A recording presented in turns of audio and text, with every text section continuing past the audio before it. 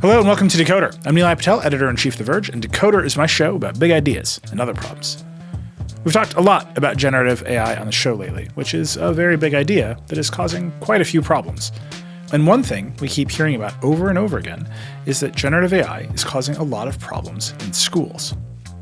There are a lot of people out there, including many of the listeners of this show who email us, who are worried about the obvious problem: students using ChatGPT to cheat on assignments. But when our team went and poked at the story, they found that the issues in education with AI go a lot deeper, to the very philosophy of education itself. We sat down and talked to a lot of teachers. You'll hear a lot of their voices throughout this episode, and we kept hearing a common theme. What are we even doing here? What's the point? Hi, I'm Evie May. I'm an instructional designer at a small college in Michigan. When I attended the Online Learning Consortium's Innovate conference in 2024, one of the presenters discussed using various Gen AI tools to give feedback on student papers. So if this technology becomes more ubiquitous, we'll have courses created by AI, graded by AI, with submissions from students absolutely generated by AI. So it begs the question, what are we even doing here in higher ed? Now, every teacher is having a different experience with AI in the classroom and with their students, but the common thread is that so many of those experiences feel bad. A few teachers who talk to us find tools like ChatGPT are helping their workflow, but a lot of others are facing those deep existential questions like you just heard from Evie. Luckily, there are experts in education and educational technology who research what's going on in a more detailed way. So I sat down with Dr. Adam Dubay from McGill University to talk about how generative AI is fitting into education right now and where all of this might be going in the future.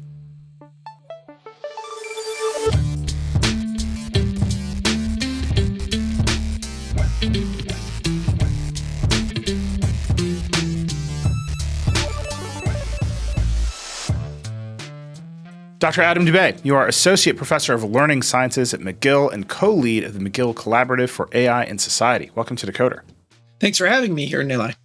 There's a slide you have about the lessons we have learned and not learned from the internet and mobile, and it says, digital natives do not exist. Yes. Can you briefly explain what you mean by that? The term digital natives was coined back in the early 2000s, and it was this idea that perhaps kids that are born into technology understand it better than, say, what he called digital immigrants. And there's been a lot of problems with this type of language and the framing about how he talked about it. And then there was 20 years of research to see if this is actually true. Are kids that are born growing up with technology better at using it than people that adopt it later on in life? And the research for 20 years has shown this isn't actually the case. It's not that because you're young and you grew up around it. It's just about how much you've used it, how much exposure you've had to it. And this really matters when we talk about AI in education and technology in education, because even though a kid grows up using YouTube or a phone for playing Roblox, doesn't mean they know how to use technology to actually learn. But we assume that they do. Teachers assume that kids know how to use technology in the classroom. They assume they know how to use it for learning purposes because they use it for YouTube. And so we aren't digital natives. We just have previous experience using technology for specific things. And it's caused a lot of problems when it comes to education because we assume kids have skills that they don't. We've done a lot of coverage over the past 5 years here at The Verge about what smartphones and tablets have done in education, in particular as it relates to really core computing concepts. One of my favorite stories we've ever done is called File Not Found, and it's just about kids in STEM who don't know how file systems on Windows work. And so the STEM professors in college have to spend a day explaining what files and folders in Windows are before they can go use the radio telescope or whatever tool they need to use next. And that always felt to me like we take for granted that the frameworks of the past will be intuitively understood by the kids in the future, but those frameworks change. Would you put AI into that kind of category, that this is a framework change for how we use computers, and the frameworks of the past might just be abandoned? I think the way that we interact with computers could be changing by having us engage with it through natural language interfaces. Unfortunately, the logic that underlies that system is still really important for being able to interpret the answers that it's giving us. And so, yes, people growing up using a computer where it's, say, primarily a text-based or a voice-based system, they're not going to think of it the same way than someone who grew up with a file system and engaging with individual applications instead of everything being launched through ChatGPT, say, for example. That's going to be a problem not for them using and interacting with the system and asking it to do things, but then how they actually interpret the way those systems give them answers and how they evaluate it. Can they actually make sense of the responses, and then make critical judgments about it? And so actually, this is an area of research that myself and my PhD candidate Nandini are working on, where we're looking at children's theory of artificial minds. We're trying to understand, how do children think computers think? Specifically, how do they think that AI reasons, if we can say that it reasons? And then what's the impact that that's going to have on how they learn from AI that's put in their schools and in their homes, like smart speakers that are already everywhere? And we're just starting these types of studies, but these devices are now being deployed actively into schools where we don't have a great understanding of this yet.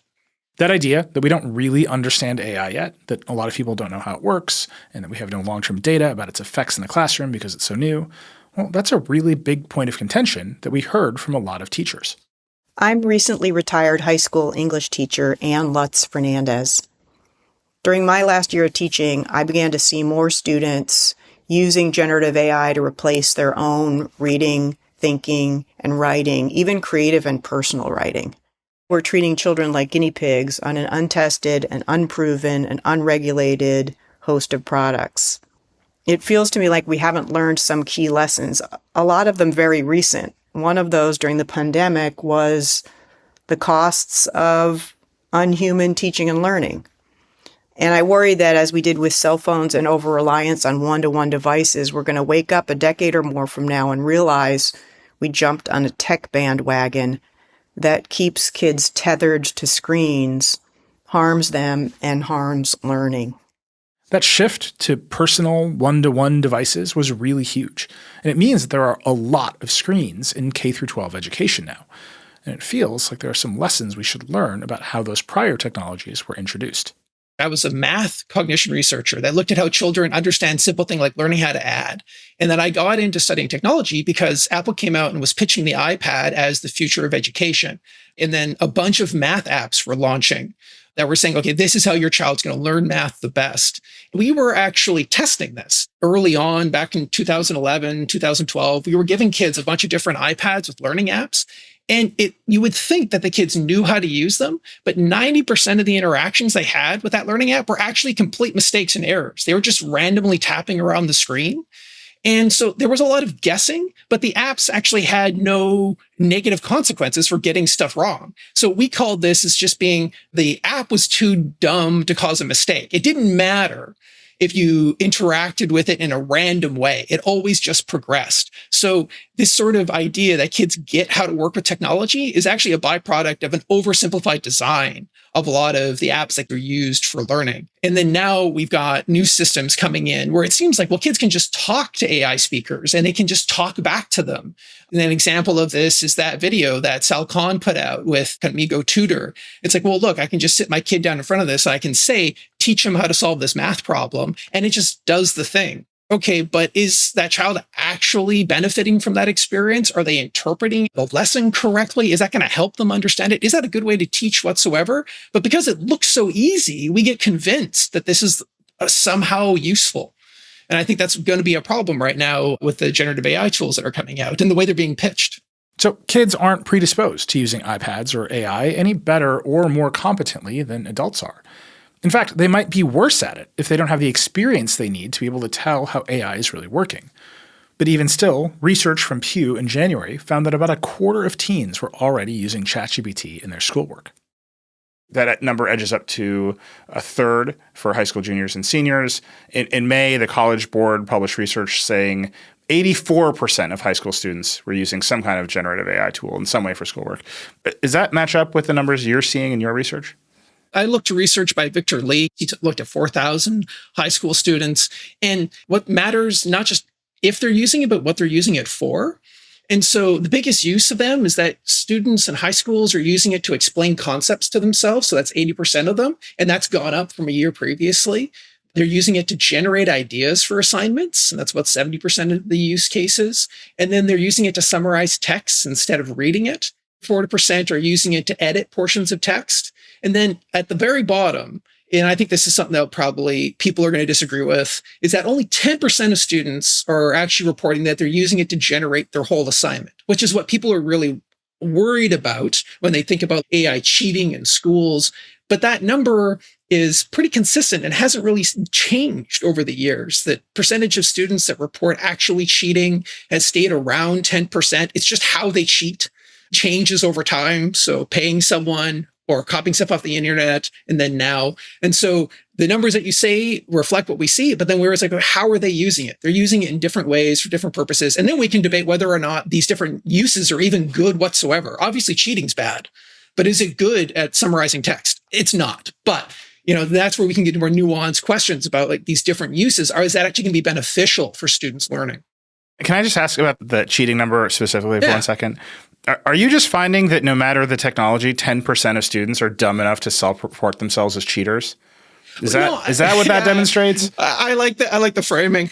There is dedicated researchers and institutes that look at academic misconduct, and they actually do a lot to get students to be honest in their reporting within this research. And that's where that number comes from. I have seen students openly admit to using generative AI in open symposium in front of their professors. So some people are perhaps not that bright when they did this. But here, that 10%, I think what really matters is that we're trying to see, okay, what is the real prevalence of this in the student population? And people have dedicated themselves to studying that and trying to find a way to have students be honest about it. And so, in that way, we really know what the problem is. I mean, if you told me that 10% of teenagers were self-destructively stupid, I would just believe it, no matter what the data showed. I was in that 10% for sure. On that note, we have to take a quick break. We'll be right back.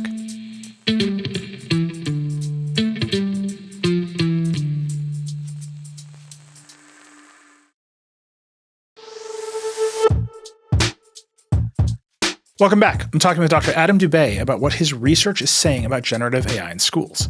Before the break, we were talking about how all of this is just new technology. And as a result, it's kind of a mess. Students are using it to cheat, although maybe not as many as we're worried about. Teachers are feeling pretty confused about how to respond. And there's just not a lot of clarity from anyone in response. That kind of usage is leading to pretty whiplash policies across schools at every level. There's the we're going to ban it entirely kind of movement. The schools in my kids' district, they've just fully banned smartphones from schools. That's here in New York. That's statewide. We have to put AI everywhere to get these kids ready. There's Salcon saying, just let my robots teach your kids. This is a pretty wild mishmash of policies and approaches. What is the general shape of it that you've seen? It is very fractured. And it depends on who the leader of that school system is and on their view of technology, and then on the broader community around that school. The parents in that community, do they have a negative attitude towards technology? Right now, there's a big anti-screen movement that's happening. We see cell phone bans, concerns about social media from parents. This is increasing. You have the larger community influencing the way that school leaders think about technology. But then you've got some school leaders who are saying like, okay, we're resource constrained, our budgets are being cut, and they're seeing technology as potentially a way to save money. And so they're turning to generative AI as a way to maybe make up for not having enough educators in their classrooms, or maybe they truly believe that it's a transformational tool, but there is no one consistent system. It varies almost from school district to school district. And I've spoken with school leaders across our provinces because we run education at a provincial level. There's no federal sort of oversight. All the principals complain that there's no overarching guidance, that everyone has having to figure it out by themselves. And that leaves it up to the factors at the local level influencing whether or not AI is seen as a potential positive or negative, and whether or not it's a positive or negative for teachers, the admin, or for students. There's also differences there. A lot of teachers think students shouldn't be using it, but it's okay for them to use it. Or the admin thinks this is going to help us save time for teachers marking students' assignments, so we can save some money there. But we don't want our students using it, but we're going to use it to analyze student data, right? So there's even a mishmash and a disagreement within schools about the role of generative AI. Right now, these systems are being sold to educators to generate lesson plans, to evaluate student work, to do learning analytics. And if you're having this deployed in your school and before you teach a class, you're being told, it was like, okay, well, we're going to cut back on how much teacher preparation time there is, but we bought Magic School for you. And so it's going to generate a lesson plan for you. So don't worry, you're going to have plenty of time to do it. It's like, actually keep track of how much easier it is to generate your lesson plans and do your work with these tools. A few of the teachers we spoke with really were excited by the idea that generative AI could be a time-saving tool and actually help them out when it comes to managing a busy workload with too few resources. I'm Paul, and I teach middle school science in Raleigh, North Carolina. And the thing that has me most excited about generative AI technology is the way that it unlocks teachers' ability to do better teaching in ways that many of us really want to. We're constantly being told about new research that shows that there are better ways to teach. But many of these strategies and techniques, they require a lot of time and effort for us to learn more about them and to build content with them. By partnering with an AI tool like ChatGPT, a lot of this becomes way more doable. And so I find that I'm able to integrate better strategies into my teaching because I know that I have support when it comes to building new materials with those strategies highlighted. That's all pretty interesting. But Paul's position is part of a distinct minority, certainly at least amongst the teachers who spoke with us. Here's Evie May again. Despite many attempts to incorporate it into my workflow, I found that Gen AI is more trouble than it's worth. And that's beyond the simple fact of the technology's unethical plagiaristic roots and environmental destruction. Just purely on a utilitarian level, I can do better work much faster when it comes to designing course materials. At most, I would use ChatGPT to clean up auto-generated YouTube captions, but YouTube's already improved this on their own end, so it's kind of a moot point. And then sometimes, as some teachers told us, generative AI can make things actively worse than they were before. My name is Anne Rubenstein. I'm a historian and a professor of history at York University.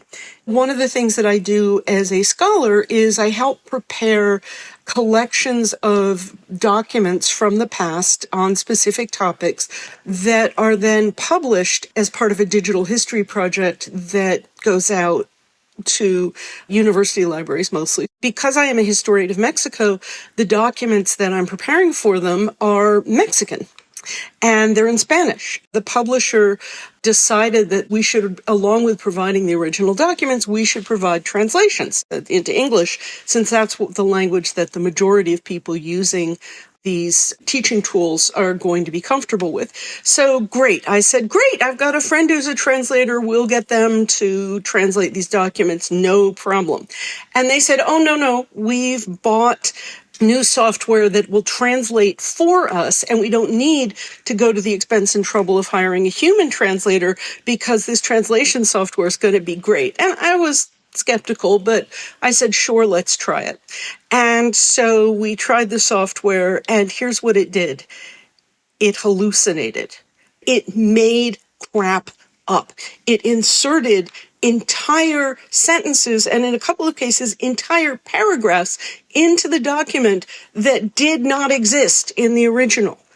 If you don't understand why that is a very, very big problem in a collection of translated primary source documents for history students, I invite you to come take some history classes, and then you'll understand why that's an enormous problem.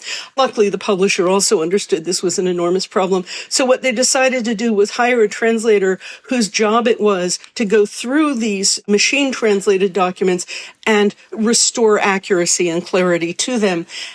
And that ended up costing just about twice as much as just hiring a human translator would have done. In a strange way, it might help when the hallucinations are incredibly obvious, because then you can tell that the tool isn't working for you. But sometimes it can be a lot harder to spot if a tool is actually saving you time or improving your work when you first start using it, and then generative AI produces polished content and answers to questions so quickly that it feels like it's giving you something meaningful. Is it actually saving you time? I speak to teachers and they say well, I use generative AI and it helps me generate my lessons. It helps me write emails. Actually monitor and try to keep track of, is this actually speeding things up? There's a lot of research that shows that, say, for example, with coders, they actually end up being slower when they use these systems because they have to fix all the mistakes. And I think that we might see a similar pattern that happens with educators. They're using these tools to be more efficient, they think. But if they actually tracked how long it takes them to generate a lesson versus how long it takes to fix the lessons that generative AI produces, it might not actually be faster. I see some educators that are enthusiastic about the time saving it can give them, but I'm not sure it's actually saving anybody time. So from the teacher's perspective, generative AI in schools is a workplace issue, a labor issue. And there's a lot of research out there, both some older research and also some new research recently published in the Harvard Business Review about how workers feel when they're forced to use specific tools or behave in certain ways that devalue their own expertise or autonomy. How is that working out for teachers? There's some research that looks at school climates and teachers who get demotivated for their use of generative AI in education and what causes demotivation. And for them, it was being forced to use these systems when there was a top-down rule that you had to use generative AI, maybe for lesson planning or writing emails or for doing student feedback. That is demotivating for educators. They don't like being told which tools to use because it feels like it's removing their autonomy. And so whenever we remove workers' autonomy or their own basically their control over their own work environment, people get demotivated. So it's not surprising that workers feel demotivated when generative AI is being forced into their workplace because they have less of a say on what they get to do. And as human beings, we want to be creative. We want to produce. We want to feel like we have a control over our lives and our work. And then something comes in and takes control away. We're not going to like it. We have to pause here for a short break. We'll be back in just a minute.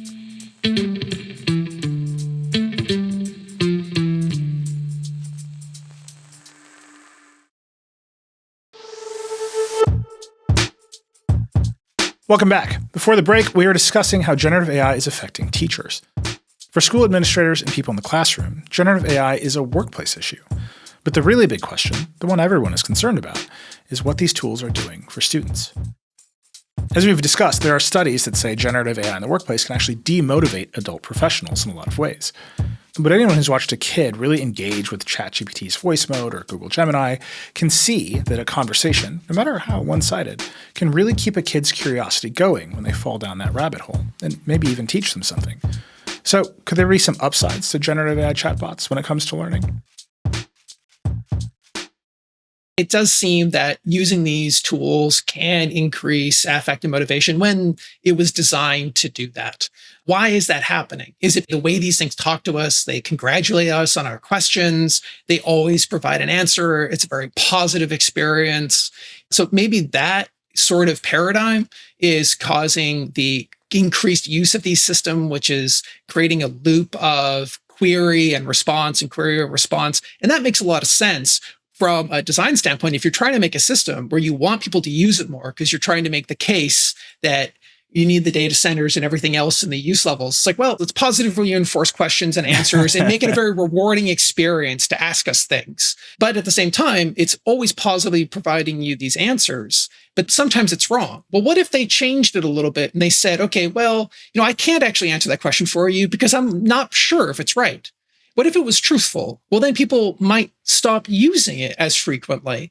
And then maybe it's not as engaging and motivating. And so the question is, do we think as an educational tool, it's good to somehow generate curiosity if the thing is lying to you about the information? It's like, would that be okay if it was a human being? It's like, well, here's our teacher, Jerry. He's in the class. He always lies to the students when they ask him questions, but he gets them going.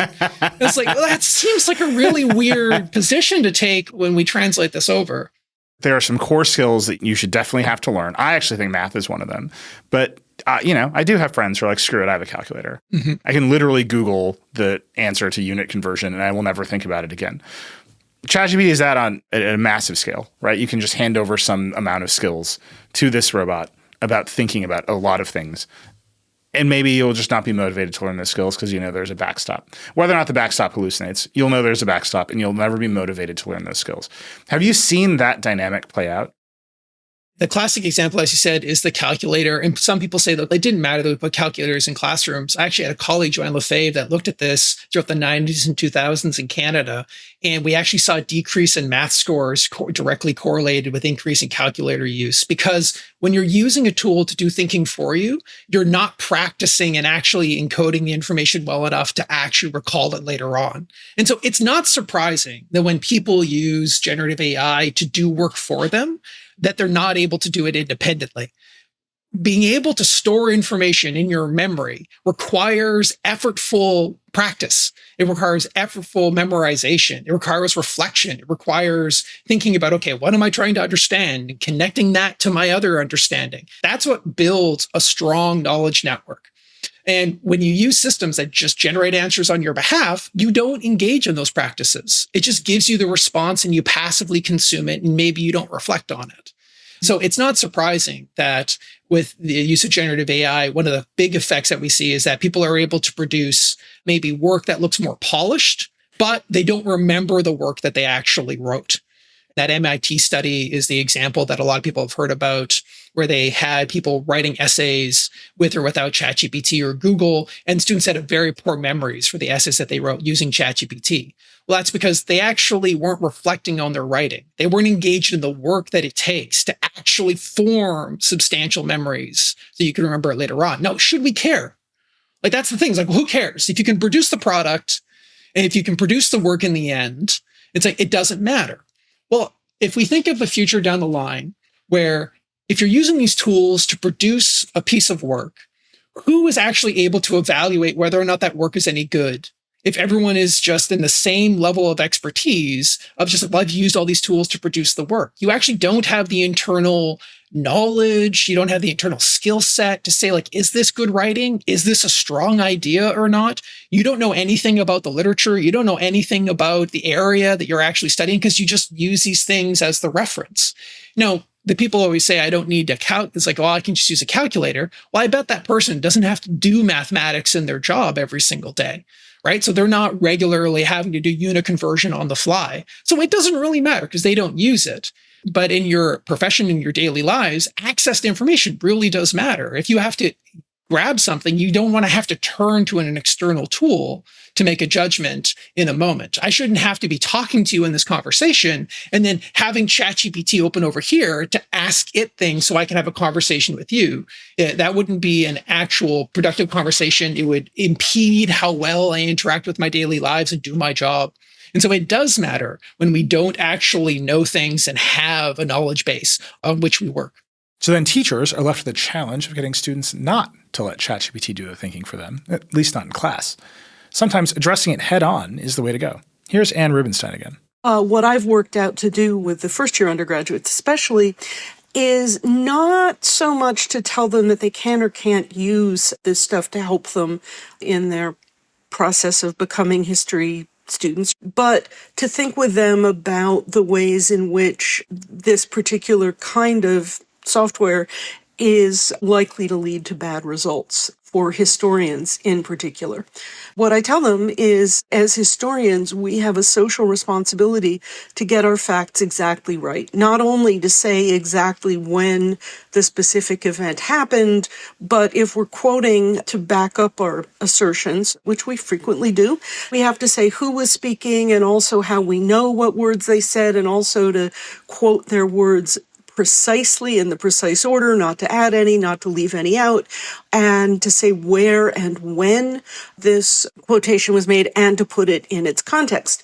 Once we've sort of gone through that with the beginning history students, then I talk to them about ChatGPT and similar software, and I say, okay, how does it work? And I pretend to be slightly more naive than I actually am. And I say, okay, explain to me how this works. And usually in any group of, say, 10 or more undergraduates, one of them is going to have a very clear understanding of how this software works. So I get them to explain it to me and incidentally to explain it to themselves and each other. And we talk about how the software can't, by its nature, actually know a thing. What it can tell you is what order words are likely to be in. And if we're very lucky, what'll happen in the classroom as we're figuring this out together and going over it together is that someone will say, oh, So they're bullshitting. And I say, yes, that's bullshit. And then we talk about what bullshit is and why we want to avoid bullshitting and why bullshitting is sometimes useful and important in life, but historians aren't allowed to bullshit. We absolutely cannot bullshit. We are the only people in the world who are never, ever allowed to use bullshit.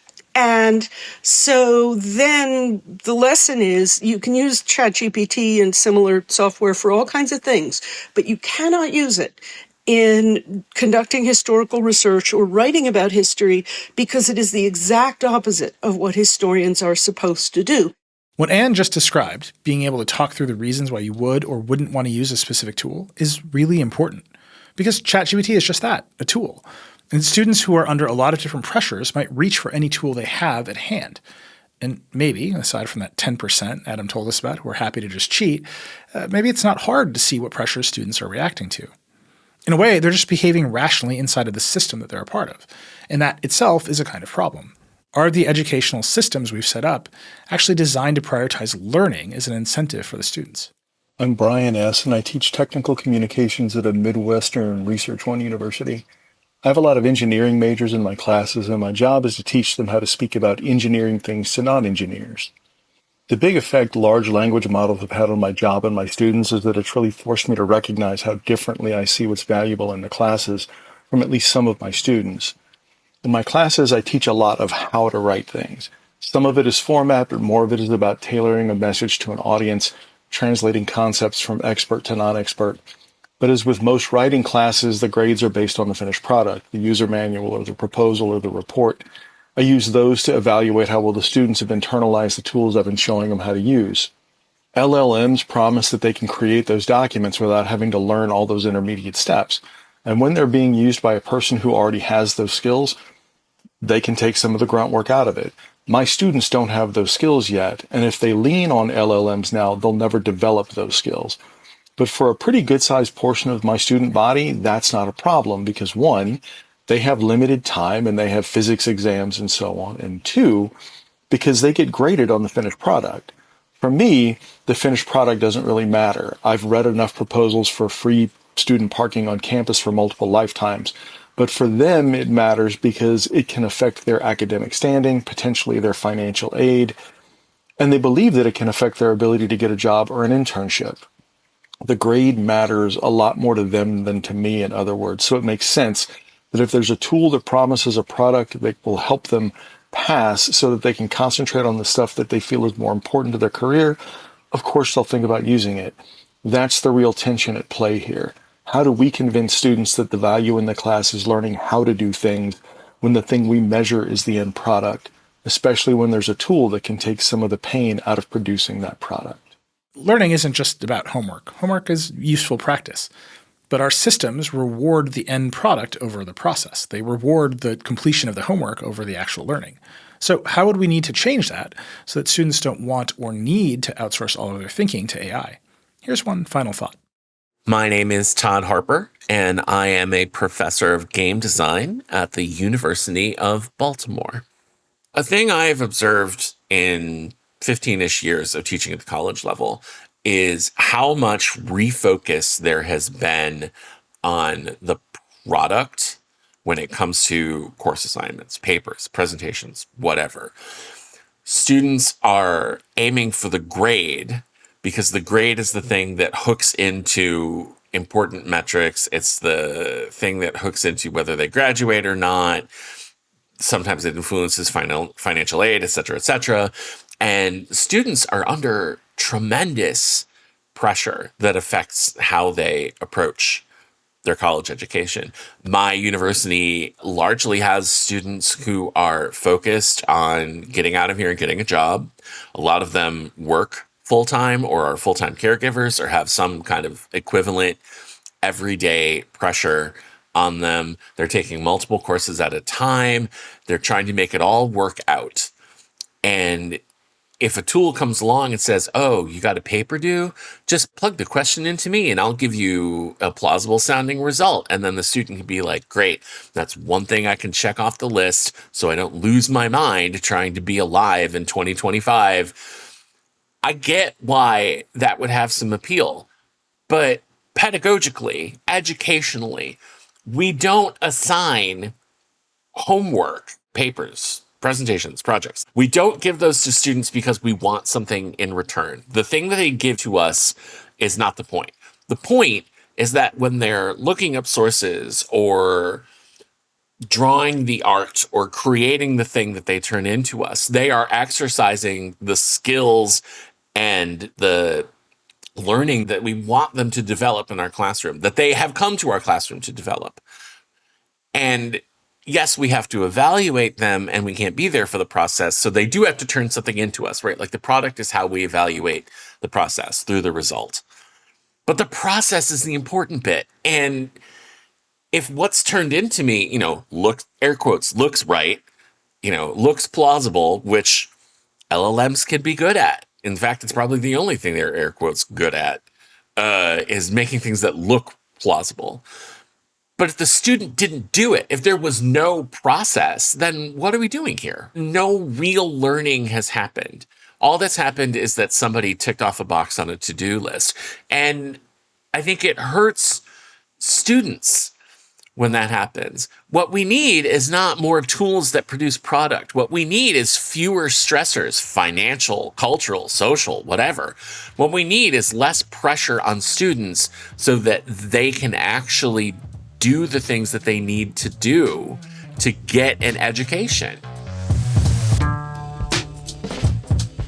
I'd like to thank the many teachers who spoke with us for this episode, especially the ones who are willing to be recorded.